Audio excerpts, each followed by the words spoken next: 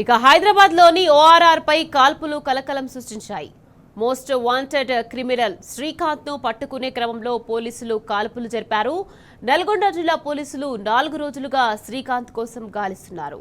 కాదిబట్ల వద్ద లారీలో దాక్కున్నట్లు సమాచారం రావడంతో అతన్ని పట్టుకునేందుకు ప్రయత్నించారు. ఇక ఈ క్రమంలో నిందితుడు పోలీసులపై దాడి చేసి పారిపోయే ప్రయత్నం చేశారు. ఇక ఈ దాడిలో హెడ్ కానిస్టేబుల్ రాజుకు గాయాలయ్యాయి.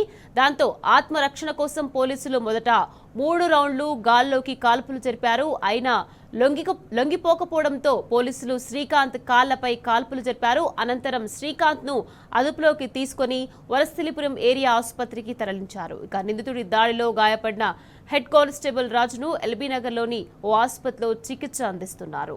ఇక మోస్ట్ వాంటెడ్ క్రిమినల్ శ్రీకాంత్ పై 2023 నుంచి తెలంగాణ, ఆంధ్రప్రదేశ్లో 100కు పైగా కేసులున్నాయి. ఇంటి తాళాలు పగలగొట్టి చోరీ చేస్తుంటారని పోలీసులు తెలిపారు.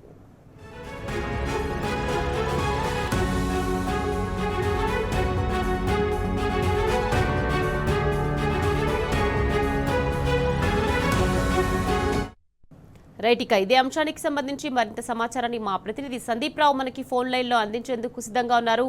సందీప్, చెప్పండి. ఇక హైదరాబాద్ ఔటర్ రింగ్ రోడ్ పై కాల్పులు కలకలం సృష్టించాయి. మోస్ట్ వాంటెడ్ క్రిమినల్ పై ఫైరింగ్ చేశారు నల్గొండ జిల్లా పోలీసులు. దీనికి సంబంధించి అప్డేట్స్ ఏంటి?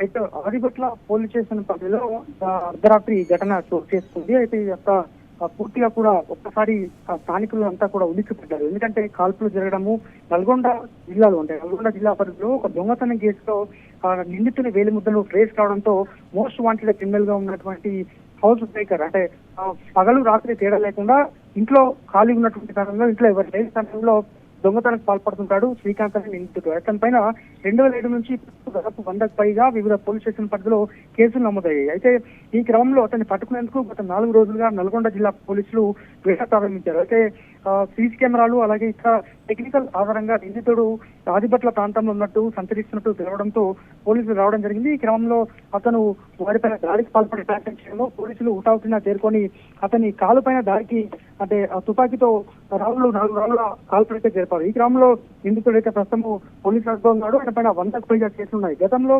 2007 సంవత్సరంలో ఆంధ్రప్రదేశ్ లోని గుంటూరు జిల్లా అలాగే నర్సాపూర్ టౌన్ కానిస్టేబుల్ హత్య కేసులో కూడా ఏటు నిందితుడిగా ఉన్నాడు. ఘటనా స్థలంలో బుల్లెట్ తో పాటు అలాగే నిందితుని చెప్పులు, రక్త మరకలు అన్ని కూడా గుర్తించారు. అయితే నల్గొండ కేసుకు సంబంధించి దొంగతనంలో ఇతని వేలిముద్రలు గతంలో జరిగినటువంటి చోరీ కేసులో ట్రేస్ కావడంతో నిందితుడిని అయితే ప్రస్తుతం పట్టుకున్నారు. మొత్తంగా మరి కాసేపట్లో దీనిపైన సంచలనం రేపినటువంటి ఘటనపై నల్గొండ జిల్లా పోలీసులు అలాగే డీజీపీ పూర్తి స్థాయిలో దీనిపైన ఒక వివరణ ఇచ్చేటువంటి అవకాశం ఉంది. ప్రస్తుతం గాయపడ్డటువంటి కానిస్టేబుల్ కూడా ఓ ప్రైవేట్ ఆసుపత్రిలో ట్రీట్మెంట్ అవుతున్నాడు. నిందితుడు పూర్తి స్థాయిలో అవకాశం ఉంది. మొత్తంగా సంచలనం రేపినటువంటి ఈ ఘటనలో నిందితుడు అయితే ఎట్టకేలకు పట్టుబడినప్పటికీ కూడా కాల్పులు జరగడము, అతన్ని పట్టుకునే క్రమంలో అంటే పోలీసులపైకి దాడికి పాల్పడము, అతని వద్ద నుంచి రాడ్లతో పాటు ఒక కత్తి కూడా డీసీఎం వ్యాన్ నుంచి తీసుకున్నట్లు సమాచారం. మొత్తానికైతే ఇంకా విచారణ అయితే కొనసాగుతోంది. మరి కాసేపట్లో డీజీపీ గానీ అలాగే స్థానిక నల్గొండ జిల్లా ఎస్పీ గానీ దీనిపైన అధికారికంగా వివరాలు వెల్లడించే అవకాశం ఉంది. Right, thank you Sandeep.